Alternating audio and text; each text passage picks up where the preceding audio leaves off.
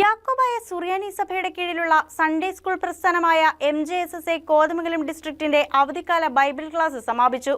സമാപന സമ്മേളനത്തിന്റെ ഉദ്ഘാടനം MJSSA ട്രഷറർ എൽദോ ഐസക് നിർവഹിച്ചു.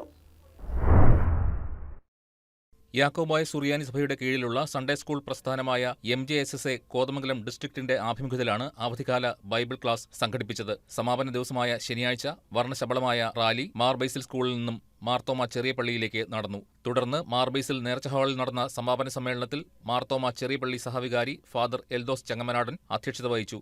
MJSSA ട്രഷറർ എൽദോ ഐസക് സമ്മേളനം ഉദ്ഘാടനം ചെയ്തു. ഓരോ വർഷവും ഓരോ ചിന്താവിഷയവുമായിട്ടാണ് ഈ മധുമേഖല അവധിക്കാലത്ത് BBS നടക്കുന്നത്. ആ BBSന്റെ ഈ വർഷത്തെ നമ്മുടെ ചിന്തയ്ക്കായിട്ട് നമ്മൾ തിരഞ്ഞെടുത്തിരിക്കുന്ന ഏത് പുസ്തകത്തിൽ മക്കളെ നമ്മൾ ഈ വർഷത്തെ ചിന്താവിഷയം തിരഞ്ഞെടുത്തിരിക്കുന്നത് ഇയ്യോബിന്റെ പുസ്തകത്തിൽ സൺഡേ സ്കൂൾ ക്ലാസ്സുകളിൽ ഇയ്യോബിന്റെ ജീവചരിത്രം നമ്മൾ എല്ലാവരും പഠിക്കുന്നതാണ് അല്ലേ?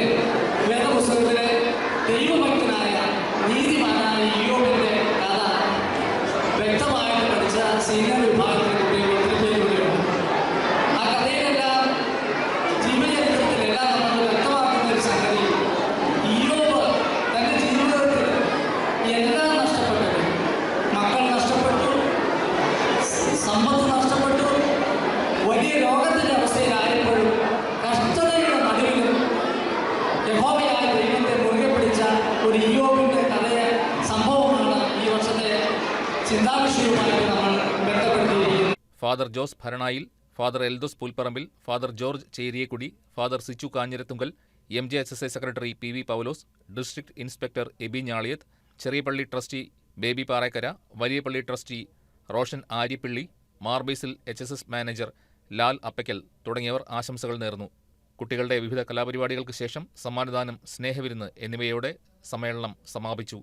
News desk KCV news.